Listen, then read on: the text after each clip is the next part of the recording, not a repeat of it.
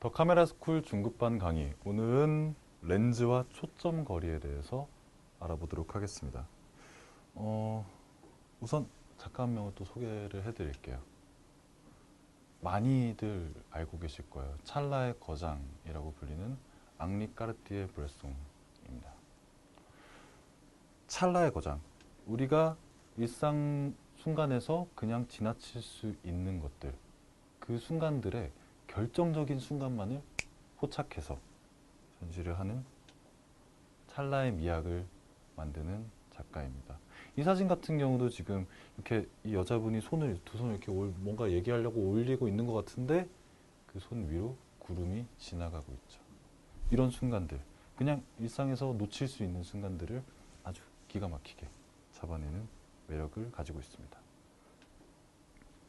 자, 이 사진에서도 빠르게 지나가는 저 여자를 그냥 놓치지 않고 이 수도사들 사이로 지나가는 여성분인데, 그때 빠르게 찍었음에도 불구하고 완벽한 노출값과 그리고 구도를 선보이고 있습니다. 어떻게 이렇게 빨리 찍을 수 있을까요? 자, 이 사진에서도 연인들이 키스하는 장면을 바라볼 때도 밑에서 시샘하듯 쳐다보는 강아지까지 같이 앵글에 포함해서 이야기거리를 더 풍성하게 만들고 있죠. 자, 이분이 바로 앙리 까르띠에 블레송입니다. 그가 그렇게 빠르게 프레임을 잡고 셔터를 누를 수 있었던 거는 바로 평생 평생 단 한 가지 렌즈를 사용했기 때문입니다. 바로 50mm 표준 렌즈입니다. 50mm 표준 렌즈 아마 많이 들어보셨을 겁니다. 표준 렌즈 50mm, 50mm 인간의 시각과 비슷한 렌즈, 뭐 이런 식으로 많이 들어보셨을 텐데, 초점 거리가 왜 밀리미터지? 그리고 왜 하필 50이 표준 렌즈인 거지? 라는 고민은 혹시 해보셨나요? 자, 렌즈에 대해서 알기 위해서는 초점 거리에 대한 이해가 필요로 합니다. 자, 위에 보이시는 거는 바늘구멍 사진기입니다. 학교에서 이제 초등학생들이 이제 실험을 많이 하곤 하는데요. 조그마한 구멍을 통해 들어온 빛이 안쪽에 있는 상이 반투명한 기름 종이에 상이 맺히게 됩니다. 그 상이 놀랍게도 거꾸로 맺히게 되는 거죠. 그래서 아래에 있던 형태의 빛은 위로 가게 되고요. 위에 있던 빛은 아래로 가게 됩니다. 중간에 있던 건 중간으로 가겠죠. 그랬을 때 빛이 모이는 한 지점이 있습니다. 자, 카메라도 완전히 똑같습니다. 빛이 모이는 이 지점을 우리는 제2주점이라고 합니다. 그랬을 때 여기서부터 초점면, 바로 필름이나 우리 CCD까지의 이 거리를 우리는 초점 거리라고 합니다. 자, 초점 거리 50mm, 초점 거리 50mm 표준 렌즈라고 하죠. 50mm라는 뜻은 이 거리가 지금 5cm라는 겁니다.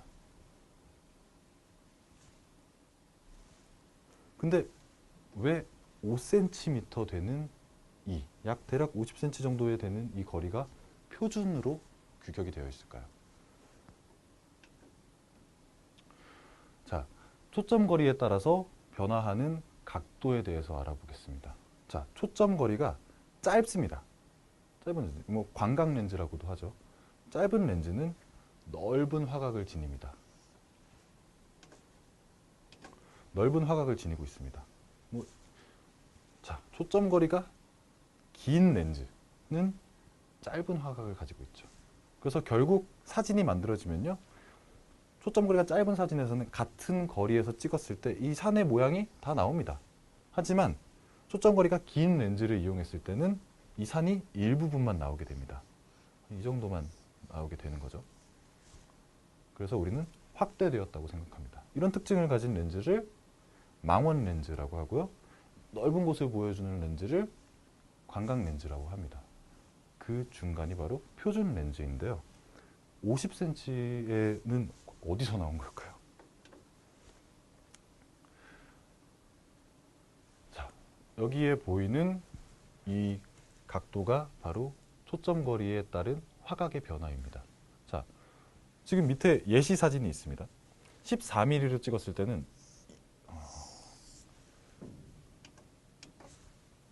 이 정도 각도를 커버를 해주고요. 자, 그리고 50mm로 찍었을 때는 이 정도 각도입니다. 자, 초점거리가 길어집니다. 이제 뭐 저희 맨 끝에 600mm로 찍었을 때는요. 표현하기도 어려운 아주 가느다란 각도를 촬영을 해주고 있습니다. 자, 지금 캐논에서 나오고 있는 렌즈군들입니다. 뭐 큰 거부터 작은 것까지 어마어마하게 많죠. 보통 이렇게 긴 렌즈는요, 장초점 렌즈로서 망원 렌즈입니다. 초점 거리가 지금 이 600mm 렌즈는 초점 거리만 60cm입니다. 그러면 카메라도 60cm보다 커져야겠죠. 그래서 대체적으로 망원 렌즈는 긴 경통을 가지고 있고요. 광각 렌즈는 비교적 짧은 경통을 가지고 있습니다. 자, 근데 왜 50mm냐? 이제 알려드릴 거예요. 50mm라는 표준 렌즈의 규격, 미리수는 바로 필름에 있습니다. 자, 지금 보시는 이 밑의 그림은 실제 소형 필름의 사이즈예요. 그랬을 때 가로 36, 아이고 또 넘어갔다. 자, 죄송합니다. 가로 36, 세로 24cm를 가지고 있고요. 그리고 이것의 대각선의 길이가 약 45mm 정도 됩니다. 50mm와 근사에 있죠. 자, 우리는 여기 보이시는 이 필름 카메라, 그리고 필름 카메라의 사이즈와 똑같이 센서를 만든 디지털 카메라를 풀프레임이라고 합니다. FF 바디라고도 많이 하죠. 풀프레임 바디의 뜻은 이미지 센서, CCD의 크기가 필름의 크기와 동일하기 때문입니다. 그래서 필름 카메라에서 쓰던 렌즈를 디지털 카메라에서도 썼을 때 별 이상이 없는 거죠. 하지만 여러분들, 이 카메라는 소형 카메라입니다. 지금 이 DSLR도요, 소형 디지털 카메라입니다. 굉장히 큰데 말이죠. 무겁고. 더 큰 게 있을까요? 있습니다. 자, 우리가 알고 있는 소형 필름 사이즈가 이렇습니다. 아까 말씀드렸던 36, 24. 풀프레임도 풀프레임 바디가 이거랑 같은 사이즈죠. 근데 이거보다 훨씬 더 큰 필름의 사이즈가 존재하고 있습니다. 자, 우리가 알고 있는 필름 사이즈는 이만했죠. 근데 이거보다 더 높은 중형 필름이 있습니다. 중형 필름으로 찍은 사진들의 크기는 645. 이건 센티미터예요. 6cm, 4.5cm, 6cm, 6cm, 6cm, 7cm. 굉장히 크죠. 필름 사이즈만 해도. 그런 것들을 사용하는 카메라를 우린 중형 카메라라고 합니다. 중형 카메라는요, 뭐 이렇게 조금 더 크게 생겼어요. 밑에 보이는 거는 중형 디지털 카메라입니다. 그래서 중형 디지털 카메라는 실제로 사이즈도 더 크고요, 해상력도 더 높습니다. 물론 가격도 엄청 비싸죠. 자, 근데 여기 어마무지하게 큰 대형 필름이 있습니다. 대형 필름은요, 이렇게 납작하게 생겼어요. 그리고 한 번에 한 장씩만 찍을 수 있습니다. 크기는 대략 소형 필름의 15배 정도의 면적을 가지고 있고요. 이런 굉장히 오래된 듯한 카메라에서 촬영을 할 수 있습니다.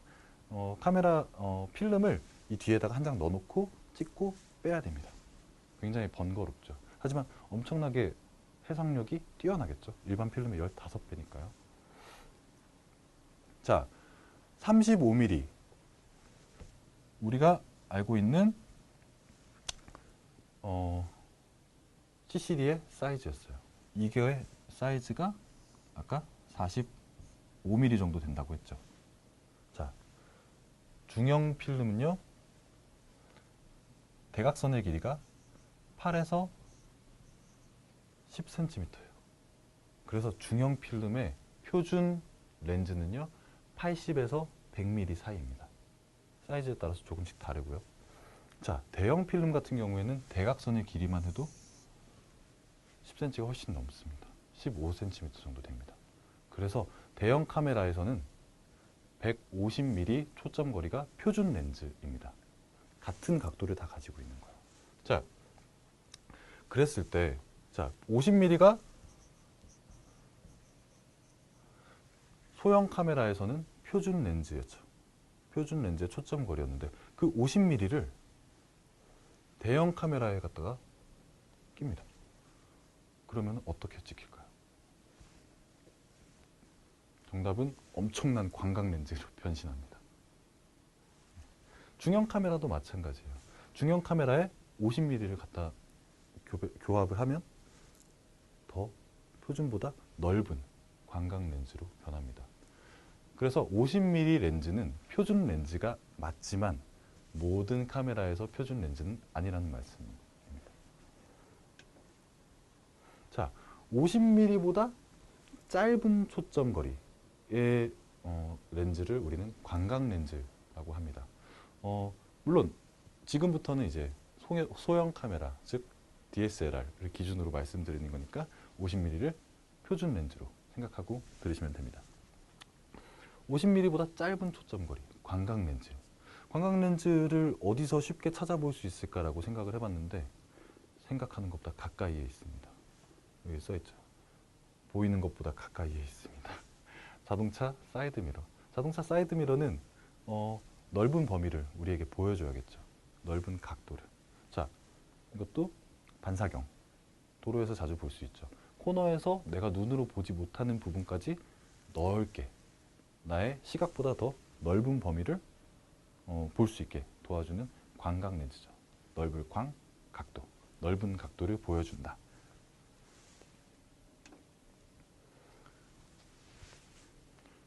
빌 브란트라는 사진 작가에 대해서 소개를 해드리겠습니다. 미국의 직물주의의 영향을 받은 사진 작가고요. 광각 렌즈를 이용해서 물론 다른 촬영도 많이 했지만 지금 보여드릴 거는 광각 렌즈를 이용한 누드 사진입니다. 한 번에 이게 여자 다린 거를 알아채셨나요? 형태가 굉장히 재밌죠. 광각 렌즈의 특징 중에 하나인 왜곡입니다.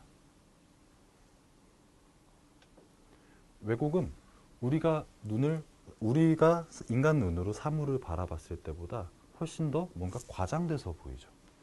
어떤 게 과장됐을까요? 바로 원근감입니다. 원근감이라고 한다면 가까이 있는 건 크게, 멀리 있는 건 작게 그리는 그림 기술일 수도 있고요. 아니면 그냥 광학적인 이야기일 수도 있는데 이렇게 가까이 있는 건물은 크게, 뒤에 있는 건물은 작게, 앞에 있는 건 크게 그리게 된다면 마치 이쪽으로 빨려 들어가는 원근감을 느끼실 수 있습니다. 원근감이 과장되었다라는 말은요. 앞에 있는 건 더 크게 보이고요. 뒤에 있는 건 더 작게 보입니다. 이게 바로 광각 렌즈의 특징 중에 하나인 원근감의 극대화입니다. 우리 인간이 바라보는 원근감보다 훨씬 더 극대화돼서 보이기 때문에 굉장히 특별하게 보입니다. 인간이 눈으로 볼 수 없는 시각을 재현해 줬으니까요. 자,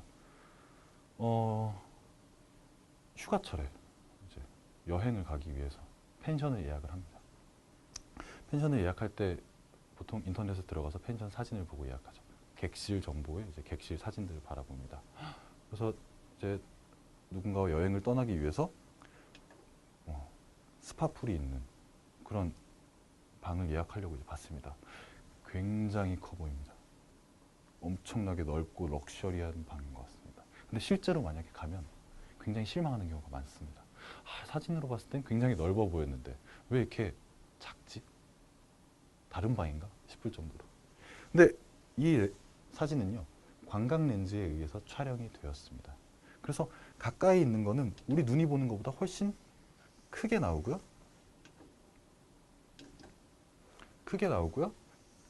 멀리 있는 거는 우리 눈으로 봤으면은 뭐 이렇게까지 멀리 있게 느껴지지 않을 거예요. 근데 멀리 있는 건 훨씬 더 작아지는 거죠. 그러니까 더 빨려 들어가는 기분이 들고 왠지 저기가 더 멀어 보이는 효과를 가지고 오고 있습니다. 원근감에 속으신 거예요. 물론 일부러 속이려고 한 건 아닙니다.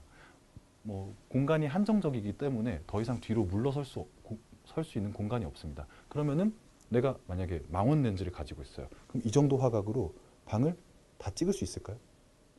어려울 거예요. 그러면은 화각을 늘려줘야겠죠. 늘립니다. 이 정도는 봐야지 방이 한눈에 들어옵니다. 이건 광각 렌즈.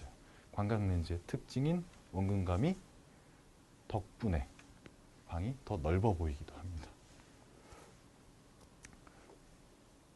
원근감에 대해서 아직도 헷갈려 하실 것 같아서 제가 자료를 준비를 했습니다. 자, 지금 찍힌 두 가지 사진이 있습니다. 인물의 크기는 크게 차이가 나지 않습니다. 대략 비슷합니다. 사진 안에서 비율이. 물론 메시가 좀 키가 작아서 좀 더 작게 나오긴 했는데요. 농담이고요. 자, 이랬을 때 주의해서 보셔야 할 점은 바로 뒷 배경입니다. 원근감은 가까이 있는 건 크게, 멀리 있는 건 작게 보여준다고 했습니다. 그거를 극대화시키는 게 광각 렌즈고요. 자, 보겠습니다. 가까이 있는 건 크게, 멀리 있는 건 작게. 그런데요, 이 사진은 그럼 어떻게 찍힌 사진일까요? 인물의 비율은 비슷한데 배경이 굉장히 다르죠. 이 사진은 망원 렌즈로 촬영된 사진입니다. 자, 망원 렌즈는요, 반대로 원근감을 축소시킵니다. 그래서 앞에 있는 게 아까 컸다면, 앞에 있는 게 크고 뒤에 있는 게 작았다면, 지금은 앞에 있는 것과 뒤에 있는 것의 크기 차이가 그렇게 많이 나지 않는 겁니다. 그래서 지금 보시면은 여기 나 여기서 내가 그때 이러고 있었어. 사람 크기 한 명의 크기가 이만한데 여기서는 그냥 점입니다. 그죠? 후경이 엄청나게 확대되어 보이는 효과가 있습니다. 자, 원근감 말고도 하나 더 캐치하신 게 있으십니까? 두 사진의 차이점. 네, 이 사진은 광각 렌즈의 특징인 깊은 피사계 심도를 가지고 있습니다. 앞에 보이는 이 선수에서부터 뒤에 있는 경기장까지 모두 다 초점이 선명하게 맞아 있는 것을 보실 수 있습니다. 자, 망원 렌즈의 특징은요, 원근감의 축소뿐만 아니라 얕은 피사계 심도를 가지고 있습니다. 즉, 아웃포커스가 잘 된다라는 뜻이죠. 아웃포커스 때문에 망원 렌즈를 선택하시는 분들이 굉장히 많으세요. 이 두 개가 지금 같은 조리개 값일 수도 있습니다. 같은 조리개 값일 때 초점 거리가 짧은 렌즈는요, 초점 거리가 긴 렌즈보다 훨씬 더 선명한 앞뒤로 깊은 피사계 심도를 만들어줍니다. 자, 그럼 망원 렌즈는 그럼 아웃포커스만을 위한 렌즈인가요? 자, 저도 망원 렌즈 참 많이 씁니다. 인물을 촬영할 때 만약에 뒤에 배경이 굉장히 지저분해요. 뒤에 화장실이 있을 수도 있고요. 뒤에 많은 사람들이 지나갈 수도 있고요. 하지만 그것들이 다 아웃포커스 된다면 내가 강조하고 싶은 초점이 맞은 부위 하나만 선명해지고 나머지는 다 눈에 들어오지 않게 되죠. 그래서 굉장히 집중적인 사진을 얻을 수 있습니다. 그럴 때는 저도 아웃포커스를 위해 장초점 망원 렌즈를 이용을 하고요. 조리개도 활짝 열어줍니다. 근데 많은 분들이 그러한 아웃포커스 기능 때문에, 효과 때문에 망원 렌즈를 많이 선택하시는데요. 사실 망원 렌즈에는 그 다른 효과들도 있습니다. 자, 워커 에반스라는 미국의 사진 작가가 펜실베니아에 있는 공장지대를 촬영한 사진입니다. 자, 이 사진을 볼 때 느껴지는 감정이 혹시 있으신가요? 약간 꽉 막힌 답답함, 이런 것들이 느껴집니다. 자, 그 이유인 즉슨 망원 렌즈를 사용했기 때문이에요. 망원 렌즈를 사용을 하면은 앞에 있는 것과 뒤에 있는 것의 크기가 많이 차이가 안 날 뿐더러, 물론 앞에 있는 게 조금 더 크긴 하죠. 그 뿐더러 굉장히 답답하게 모여있는 사진들이 만들어집니다. 그거를 우리는 군집성이라고 표현을 합니다.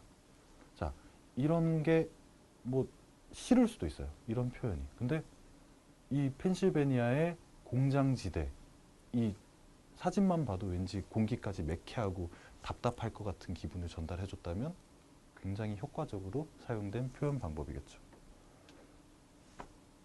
자, 보통 그런 말들이 있습니다. 인물 사진은 망원 렌즈로 찍고, 풍경 사진은 관광 렌즈로 찍어라. 뭐 굉장히 합리적인 얘기인 것 같기도 해요. 망원 렌즈로 찍으면 아웃포커스가 잘 되고 멀리서도 찍을 수 있고, 하지만 관광 렌즈를 쓰면은 앞에서부터 뒤까지 초점이 잘 맞는 깊은 피사계 심도도 있을 뿐더러 내가 보이는 시야처럼 넓은 화면을 보여주기도 하죠. 하지만 반대로 쓰면 어떻게 될까요? 관광 렌즈를 인물로, 망원 렌즈를 풍경으로. 여기 보이시는 이 풍경 사진은 망원 렌즈로 촬영된 풍경 사진입니다. 앞에 보이는 이 요트부터 뒤에 보이는 이 산까지 뭔가 원근감이 많이 느껴지지 않고 뭔가 압축되어 있다는 느낌이 들기 시작합니다. 자, 밑에 있는 이 사진도 마찬가지입니다. 관광 렌즈로 같은 상황에서 촬영을 했다면 어땠을까요? 뒤에 산이 굉장히 작아졌을 거예요. 하지만 망원 렌즈로 이렇게 중첩되는 효과를 가지고 왔죠. 뭔가 답답하게 눌리고 평평해지고 평면적이고. 자, 스포츠 기자들이 주로 사용하는 망원 렌즈입니다.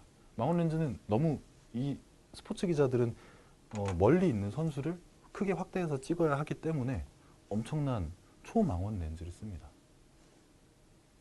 이 초망원 렌즈는 손으로 들고 찍을 수가 없습니다. 이 초망원 렌즈는 무겁기 때문에 카메라에다가 삼각대를 받치면요 앞으로 꼬꾸라집니다. 그래서 렌즈 중앙에 있는 삼각대 구멍이 따로 있습니다. 자, 근데 이 사진 또한 지금 망원 렌즈로 촬영된 사진입니다. 느껴지시나요? 관광 렌즈였다면 앞에 있는 이 사람이 굉장히 컸을 거고요. 뒤에 있는 이 사람이 굉장히 작았을 겁니다. 하지만 이 사람과 이 사람 지금 굉장히 먼 거리에서 있는데요. 크게 차이가 나지 않습니다. 게다가 군집성, 이것들이 빡빡하게 빼곡하게 답답하게 들어차 있다라는 것들을 볼 수 있습니다. 굉장히 빡빡하고 치열하게 사는 기자들 같은 그런 느낌이 들기도 합니다. 자, 여기 같은 호랑이는 아니죠. 애기 호랑이와 이제 어른 호랑이를 찍은 사진이 있습니다. 어떤 사진이 관광 렌즈고 어떤 사진이 망원 렌즈일까요? 왠지 알아채셨을 것 같아요. 맞습니다. 이쪽 사진이 관광 렌즈로 찍은 사진이고요. 이쪽 사진이 망원 렌즈로 촬영된 사진입니다. 뭔가 답답하잖아요. 그리고 뭔가 과장됨이 느껴지죠.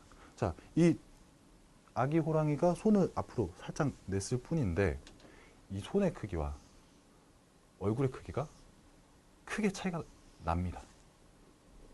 그러니까 손이 더 훨씬 강조돼서 보입니다. 가까이 있는 건 크게, 멀리 있는 건 작게. 지금 뒤에 있는 사람이 요만하게 표현됐죠. 호랑이의 거의 뭐 3분의 1 정도 크기가 될 것 같은 건데 원근감이 강조됐다는 걸 볼 수 있습니다. 반면에 이 사진은 원근감이 강조된 것이 느껴지지 않고 뒤에 부분이 굉장히 포커스가 아웃된 걸 보니 망원 렌즈로 찍은 것 같습니다. 자, 이 호랑이가 관광 렌즈로 찍혔느냐 망원 렌즈로 찍혔느냐는 사실 뭐 그렇게 중요한 건 아니에요. 하지만 우리가 이제 봤을 때 이 사진은 호랑이에게 굉장히 가까이서 찍었겠구나. 이 사진은 망원 렌즈로 멀리서 찍었겠구나 라고 하는 피사체와의 거리감이 나타납니다. 물론 망원 렌즈를 이용해서 내가 찍고 싶은 내 소중한 사람을 찍는다면 아웃포커스가 되고 예쁘게 나올 수 있겠죠. 하지만 관광 렌즈로 사람을 찍는다면 그 사람과 나와의 거리가 느껴집니다. 우리가 이만큼 가까이서 있을 수 있는 사이구나. 그래서 사진 안에서 친밀감이 더 보이기도 합니다. 그래서 많은 분들이 생각하고 계신 인물 사진은 망원 렌즈, 풍경 사진, 관광 렌즈. 이 룰을 한번 깨보시는 것도 아주 좋은 표현 방법의 하나일 것 같습니다. 예, 오늘 이렇게 초점 거리와 렌즈들 그리고 광각 렌즈, 표준 렌즈, 망원 렌즈의 특징들을 알아보았습니다. 이것들을 잘 활용하셔서 또 좋은 결과물들을 얻으시길 바랍니다. 예, 감사합니다.